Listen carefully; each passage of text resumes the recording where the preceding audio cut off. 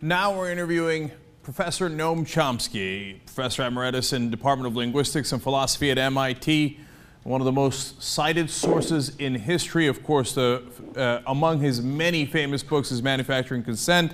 Recent books are Making the Future, Power Systems, and a pamphlet on Occupying Media. Professor Chomsky, great to have you on the Young Turks. Thank you. Glad to be with you again. All right. Well, I want to start with this, a very simple question. Is Obama a progressive? Is he what? A progressive. Progressive? Well, the way the term is used, I suppose the answer is more or less yes, but if so, it's a component of the word progressive. I mean, he's basically, he's what it would have been called several decades ago a moderate Republican, kind of a mainstream centrist with some concerns for liberal ideals and conceptions, but not much in the way of principle or commitment. And on some issues, he's pretty reactionary. Civil liberties, for example.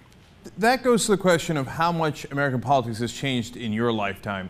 You know, you say he's a moderate Republican, and that's a point I often make on the Young Turks, except that actually, when I was growing up, if Ronald Reagan had used drones or any other kind of bombs to execute U.S. citizens abroad without a trial, I imagine that there would have been a tremendous uproar. So isn't he in some ways much further right and, than even Republicans were a couple of decades ago? And then what does that tell us about our current political environment? Well, that's why I said he's kind of what used to be a moderate Republican. Moderate Republicans have more or less disappeared. The Republican Party is overwhelmingly so extreme that it's hardly a traditional political party anymore. And the mainstream Democrats have become pretty much what used to be called moderate Republicans. There's a couple of exceptions around the fringe, you know, people like Dennis Kucinich and a couple of others, but it was not there anymore. But basically, we have two parties, one a moderate Republican Party and the other some phenomenon that's so extreme you can hardly call it a political party. And the country, the elite system has more or less shifted with them. I mean, it's not uniform. I think you're right that if Reagan had been carrying out a global assassination campaign, there might have been a hue and cry, but not much. Take a look at what Reagan was doing. Okay, so this morning, for example, it was reported that in Guatemala, General Rios Montt, is being brought to trial, to everyone's surprise. He's being brought to trial for crimes that he committed in the early 1980s under Reagan. The Guatemalan army under his command was committing a virtual genocide in the Guatemalan highlands among the Mayans. Meanwhile, Reagan was praising him as a man, a good man, a man totally dedicated to democracy. He's getting a bum rap from the human rights organizations who accuse him of various things, but basically a good person. We got to keep supporting him. Go back and try to find out how much protest there was. There was some. There was a solidarity movement, which was significant and important and courageous. In fact, in many ways, it opened new paths in opposition to state violence. It's actually the first time in the 1980s, or the first time in the history of the imperial societies, Western imperial societies, that people from the imperial aggressors, the imperial society, and people from right in the mainstream, you know, rural Kansas and places like that, were going to live with the victims of the attacks in order to try to help them and even to try to protect them with just a white face. That's never happened before. Well, that was really important, and it was plenty of people. But by and large, a protest over the atrocities and Guatemala was only one example, were pretty slight. I mean, for example, how many, just do a small census in your, study in your own group of friends or in wherever you are now, and ask them, can you name the Latin American intellectuals, Jesuit priests, who were assassinated in 1989 in El Salvador? And how were they assassinated? Just ask people. I mean, if that had happened in Czechoslovakia, we'd probably had a nuclear war. But it happened in El Salvador. Was done by U.S. trained forces under the specific orders of the High Command, close touch with the American Embassy. 6 leading Latin American intellectuals, Jesuit priests, had their brains blown out at the university, which was attacked by the army. Well, does anybody know? Try it and see. That gives you a sense of how much protest there was. It was real, but limited. Professor Chomsky, that goes to the role of the media in this country, because it was not talked about very much back then. And today, President Obama's signature strikes, the double taps, the execution of U.S. citizens without a trial is also not talked about very much. So that leads to 2 fundamental questions. Why does the media not talk about it much? And what is the system that gets them to all somehow agree, without presumably going into a smoke-filled room, that there shall be this, as you call it, in some ways, a manufactured consent? Well, first of all, notice that the media do report it. So, for example, the drone killing, which attacked Awlaki in Yemen, an American citizen, which killed him, and also killed another American citizen who happened to be in the car with him, and a couple of weeks later killed his son, also an American citizen. That was reported. In fact, look back at the report. So the New York Times had a report, and the headline was something like, West celebrates death of radical Muslim cleric. Okay? Mm-hmm. So we celebrate the death of this radical cleric by a targeted assassination, which happens to be a crime, and he happens to be an American citizen, as does the guy sitting next to him. So it's not that it's not reported. And the same with many other cases. They're kind of reported, but they're reported as if they're just and right, and then we turn to the next topic. Now that's not, you can't blame the media for that. They are reflecting, I'm talking about the liberal media, incidentally, not Fox News. That's a different story. Mm-hmm. But it's much more interesting to look at what are called, whether you like the term or not, what are called the liberal media, the ones who are kind of at the outer limits of critical discussion. They're much more interesting.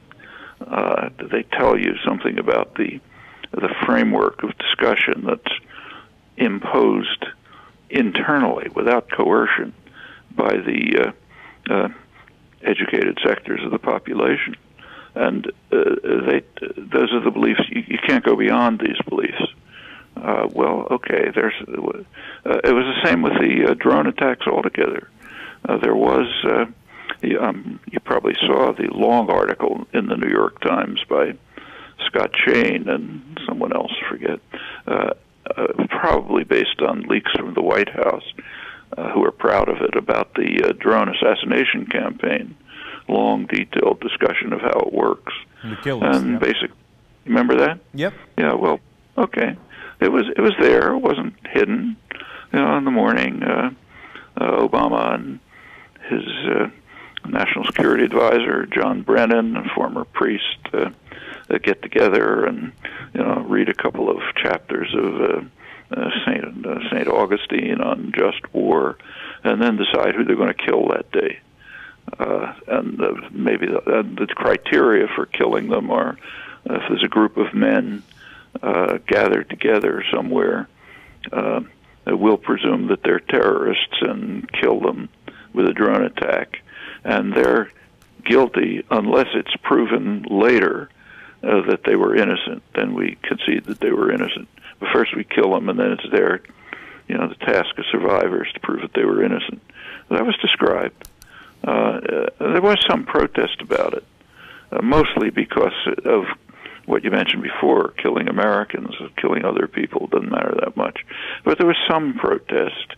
And in fact, Eric Holder, the Justice Department Secretary, was asked whether this kind of killing doesn't violate our sacred principles as embodied in the Fifth Amendment, that a person is presumed innocent unless proven guilty with due process in a court of law.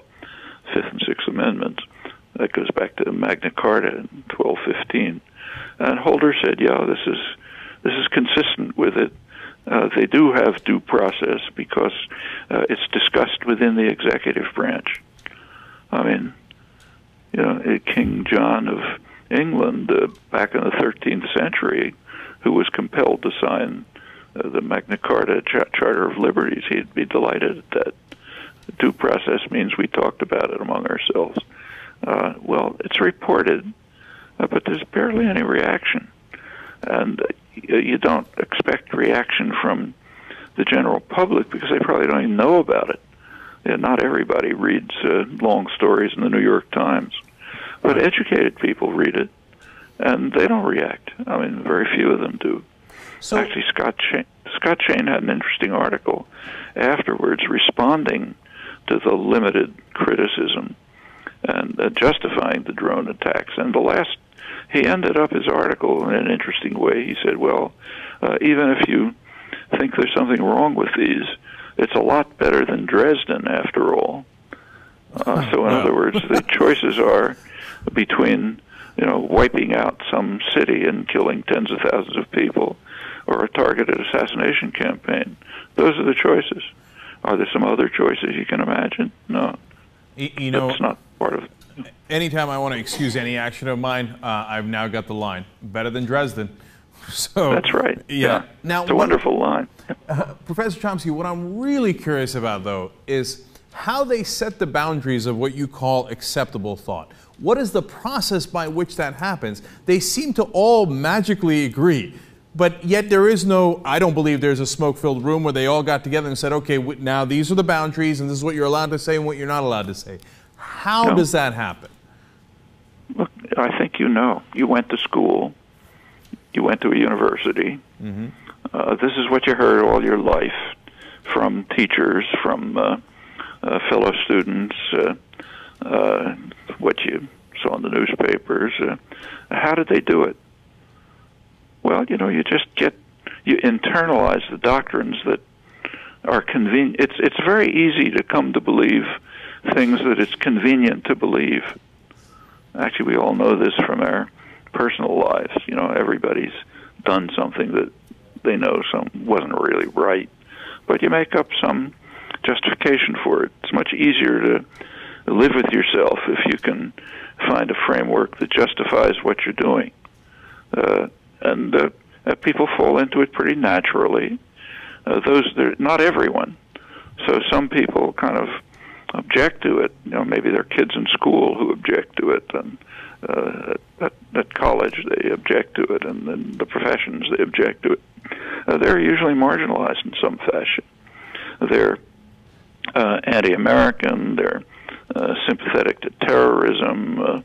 There's a whole series of vilifications that you can use to be. They're pro-communist. They're Marxists. And so they're vilified and marginalized. They're not in the United States. They're not killed. They're not sent to prison. It's a free country. But it's just a lot easier to conform and to obey and to repeat. And I'm sure you've been through it your whole life. Everyone is. Me too. Well, I've had a notable case of it at MSNBC, where I apparently was challenging the Democratic Party and the establishment too much, and hence, got moved out in some way. And I think it's those subtle moves. That's exactly right. Right, levers of power. Take the people who were there. I mean, how did they internalize it? that you're supposed to support the Democratic Party. Well, it's just it's easier that way. Mm-hmm. So then let's go back to the political system here, because we talked about earlier here that the system seems to have shifted even more right, so the Democratic Party has now become the moderate Republican Party.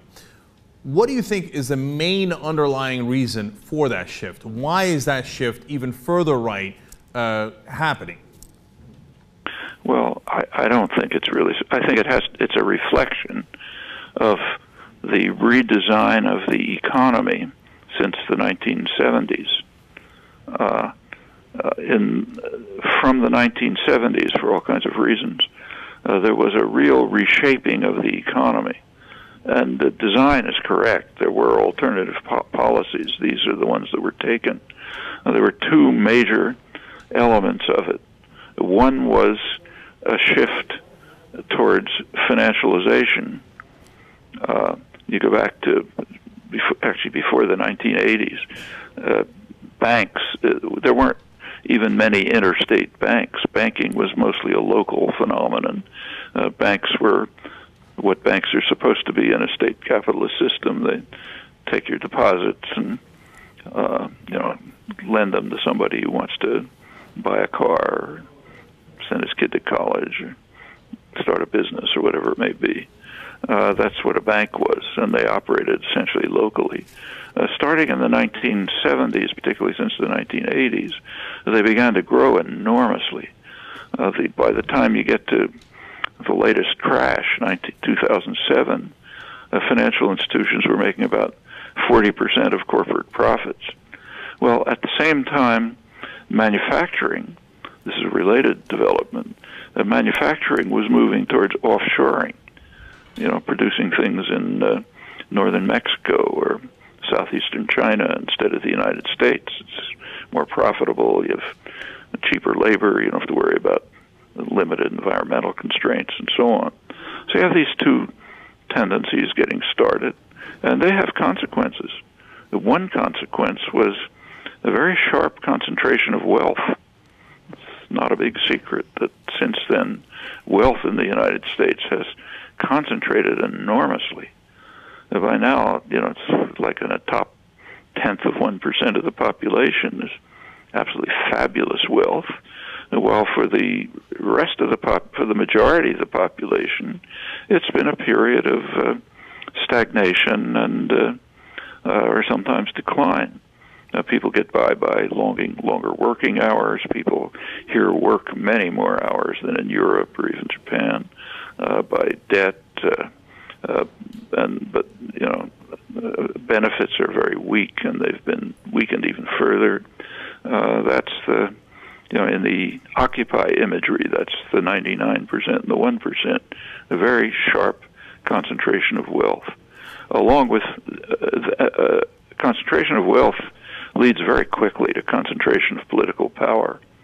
I mean, by now it's so obvious you can't even debate it, but it's always been true that money was a major factor, if not the major factor, in winning an election. You go back a century, and the great party manager and propagandist Mark Hanna was asked, this is a century ago, what's important in an electoral campaign? And he said there are three things. The first is money, the second is money, and I've forgotten what the third one is. That's a century ago. By now, it's so dramatic that we hardly have to talk about it. The last election was, just for president, was over $2 billion, which is unheard of. Well, as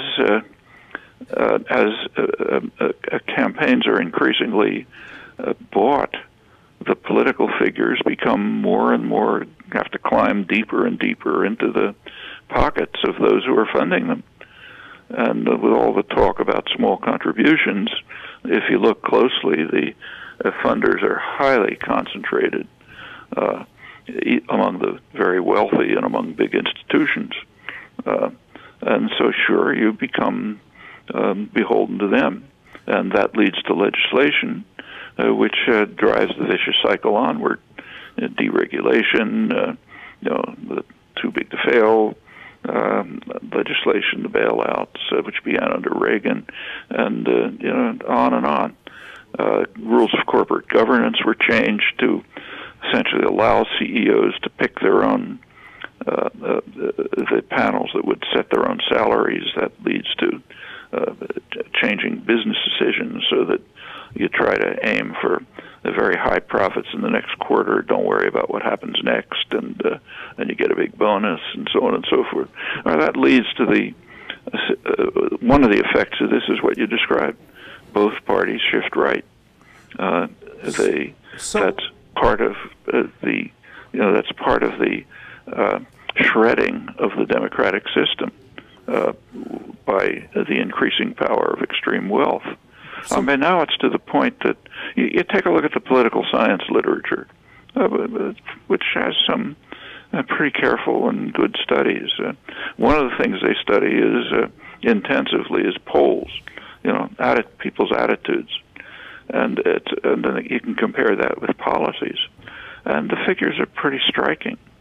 So, for example, good studies that show that about 70% of the population have no influence on policy whatsoever, doesn't matter what they think.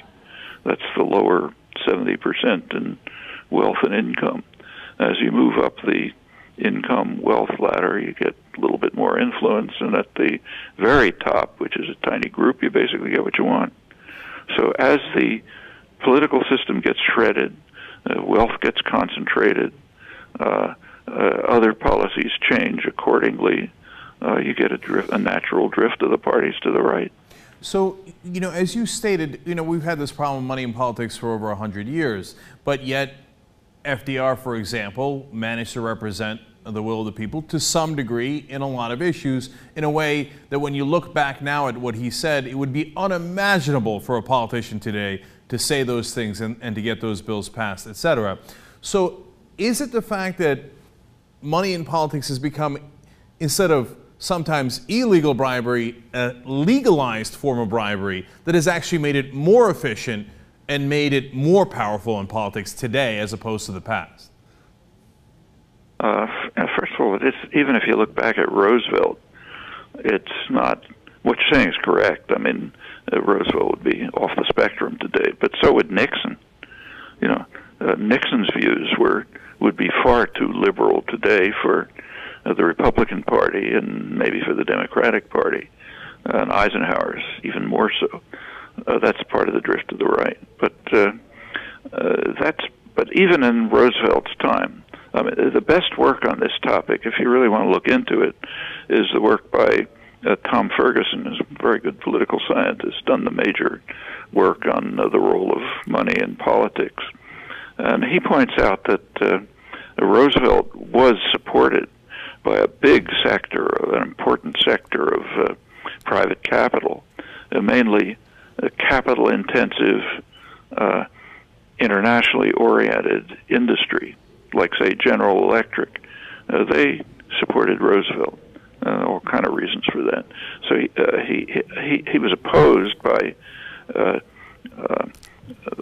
labor-intensive, more domestically oriented capital, like low-level manufacturing, or so on, small businesses. But so there was a class split within the business class in the Roosevelt time. But nevertheless, the important point is that there were mass popular movements, like the labor movement was picking up. It had been pretty much crushed by Woodrow Wilson by the 1920s. It was almost dead, but it picked up in the 1930s. And when you started getting the organizing of the CIO, big industrial union and militant labor actions and, sit-down strikes and things like that, then everybody had to take notice.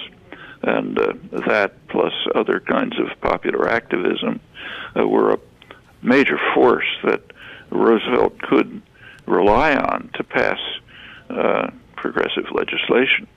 Since the Second World War, as soon as it was over, there was a major business offensive launched to try to destroy the unions, to try to destroy the labor movement. They understand perfectly well that that's the core part of a democratic popular constituency. It's not the first time in American history. It goes way back, but there's been a major campaign since the Second World War, and by now it's been pretty successful. The labor movement has been defanged. Labor in private sector unions, unionization is, like below 7%. It's still there, but it's much weaker and being attacked constantly by a very class-conscious business class who are able to dominate public discussion and media discussion. I mean, take, for example, the one extremely striking development just in the last few months in the state of Michigan, a labor stronghold from way back, where they were able to pass something called a right-to-work law. Well, that's good propaganda. A right-to-work law is, in fact, a right-to-scrounge law.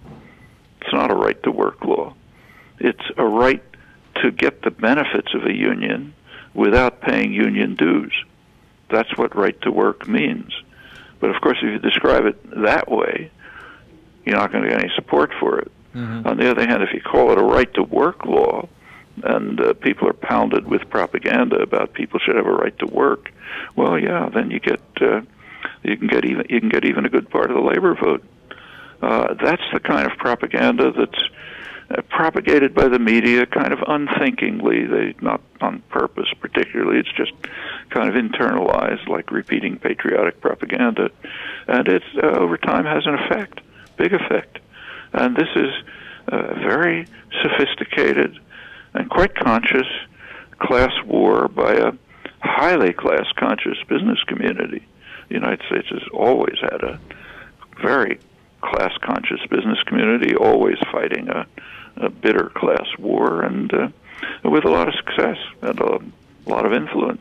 Now, you don't have, if you have the popular movements to oppose it, then it's possible for a Roosevelt to appear. But without them, it's going to be very hard, especially because of it's magnified by the changes of the last couple of decades towards the extremely high concentration of wealth and what I described before, the kind of shredding of the political system. So it's hard. It's not impossible. It's hard work. So that leads to that critical question, Professor Chomsky. How do we fight back? How do we win? We fight back the way they did in the 1930s, the way the populist movement did in the 1890s, and the labor movement then finally defeated, but not without a lot of victories. The way the civil rights movement worked, again with significant victories, though certainly not what Martin Luther King was trying to achieve. You organize. You try. First, you have to educate, like what you're doing on, on your activities. Then you have to, which includes educating yourself, and then you have to try to organize, get people mobilized to do something, as say the Occupy movement did and has done and might continue to do, and then carry out actions of the kind that threaten power and require a response, like, say, CIO sit-down strikes. And there are plenty of other things you can do. So, for example, some things are going on kind of quietly in the country, which have potentially a kind of, even revolutionary implications. The growth and development of cooperatives and worker-owned enterprises, for example. It's not on a huge scale, but it's on a significant scale and spreading. And those are what could be germs of a new society, a very different society, undermining capitalist social and economic relations. Well, all of those, on all sorts of fronts, there are things that can be done. And sometimes they're successful. I mean, for example, the 1960s activism had quite a civilizing effect on the country. It did evoke tremendous backlash from the 1970s, and we're living in the midst of that backlash. But there are plenty of achievements. Many of them were carried forward. Some are being carried forward right now. Say the advance of gay rights, or much too limited, but at least some concern about the environment.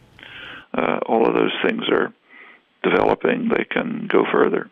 So there's no shortage of things to do. They're the kinds of tasks that have always been in front of people who wanted to make a better world. They're not easy ones, but they're not impossible either. There's successes in the past that we can build on. If there was one thing that we could do to get help from the top, so for example, if President Obama came to you and said, all right, Professor Chomsky, I'm going to grant you one wish. You tell me what to do on this one issue and I'll do it. What would it be? Well, first of all, on the unimaginable circumstances that this could happen. Right. If I told him what I thought, and he even agreed to do it, he would very quickly be shot down by powerful forces. Do you mean literally or metaphorically? Well, maybe even literally. There was an a business attempt to kill Roosevelt. It was stopped. But I don't mean literally, but though that could happen too, but just beaten back by forces much too powerful than the president. Concentrated economic power, for example. But there are things that really should be done. Like there has to be, the human species, if you look at it in a broader, from kind of, imagine you're on Mars watching what's happening here, you can see the human species marching toward self-destruction. I mean, for the first time in history, human history, we're now at a point where we can destroy the possibilities for decent human existence, and in fact, we're marching towards exactly that. In part, there's two major issues. One of them's they've both been around for a long time. One is the threat of nuclear war, which is quite serious. In many ways, is getting worse, and we know how to deal with it if the proper measures are taken.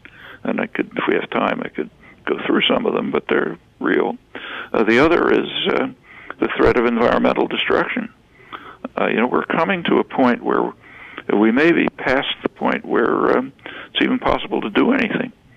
We don't know when, but it's getting worse and very serious, and we're doing very little. In fact, in many ways, going backwards. These are two extremely dangerous processes, which, if the president had the power and wanted to do it, he could deal with. But those are two big ifs, and it would take a lot of popular pressure and activism to bring the country to the point where something really significant could be done on these issues. All right, and I wanted to ask you on an unrelated note to the political scenarios and circumstances that we've been discussing. You're, of course, a longtime professor at MIT. MIT now involved in this Aaron Swartz saga. Of course, that's the young man who committed suicide when MIT pursued charges against him. Have you put thought into the culpability of MIT there, and do you have any thoughts on it? Well, to be precise, MIT didn't pursue charges against him. MIT was culpable, in my opinion, but for what they didn't do.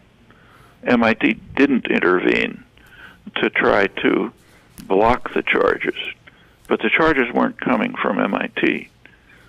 MIT did provide the police with the information that someone broke into the computer system, but that you'd expect. Then came these extremely harsh charges by the prosecuting attorney here, and what MIT should have done, I think, is to have taken some initiative to protest the severity of the charges, and they didn't, and I think they're culpable for that. But it's not quite accurate to say that they pursued the charges against him, that they kind of left in the hands of the prosecutor. Mm-hmm. And is there any action that they should take now? There's